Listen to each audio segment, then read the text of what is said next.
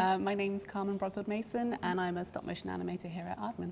I'm a stop motion animator, which means that it's my job to bring characters like Shaun and other puppets, background puppets included, to life on the screen.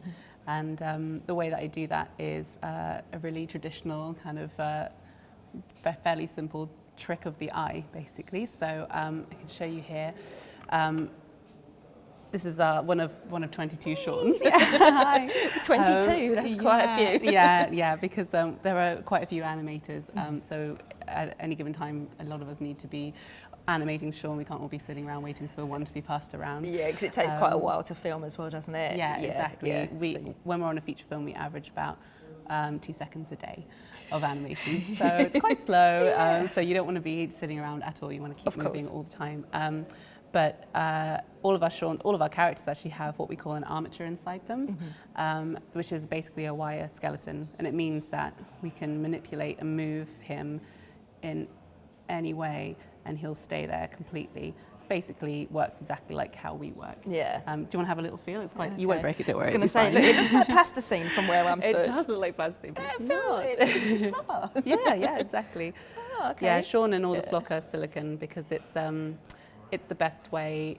It's a lot easier for us to animate with silicone than it is plasticine. Okay. It's a lot more durable and a lot cleaner.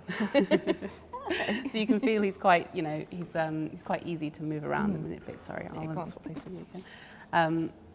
And it's my job to basically pose him up, take a frame, pose him again, and take a frame. And it works the same way that a flip book works. So incremental changes, you play them back at kind of fast speed, or 24 frames a second to be as precise as it should be, and you get a moving image. So I can show you an example of a hand wave, if you want to see what goes into that.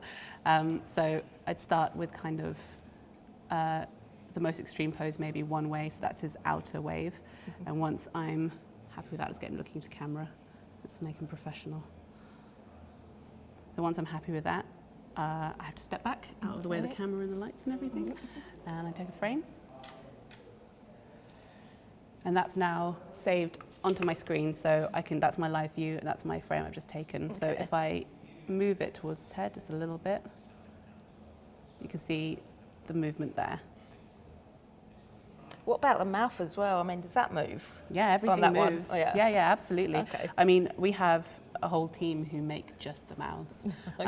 So there is every kind of mouth that you could ever want. Build your own Shaun. Yeah, exactly. So, I mean, this is just an example of his hand moving, but, obviously if I was animating properly, I would move his ears, his mouth, I would make him blink, I would move his tail around, so basically no part of him is just kind of standing still completely.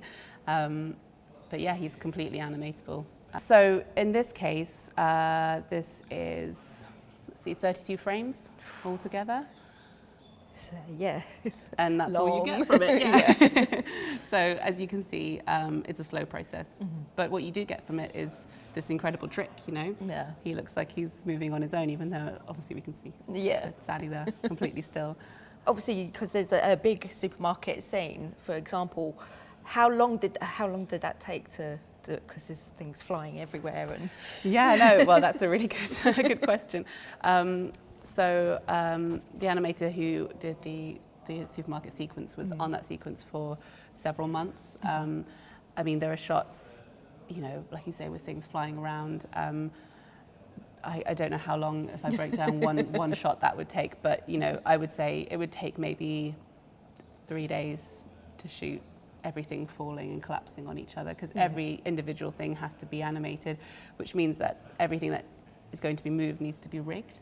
So, and rigging is basically a way of suspending something in midair, because if something's flying through the air... I was going to say that, how do you do that? Exactly, it's a really good question. So if something's flying through the air, which things are a lot in the sequence, they need to be held up by something, and that's the job of the rigger to create what...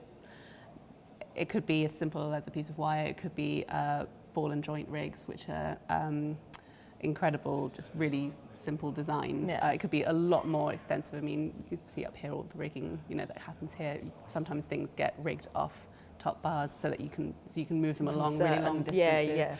I mean, and then post-production comes along and cleans up all the rigging, which is kind of sad because they're really beautiful pieces of, construction.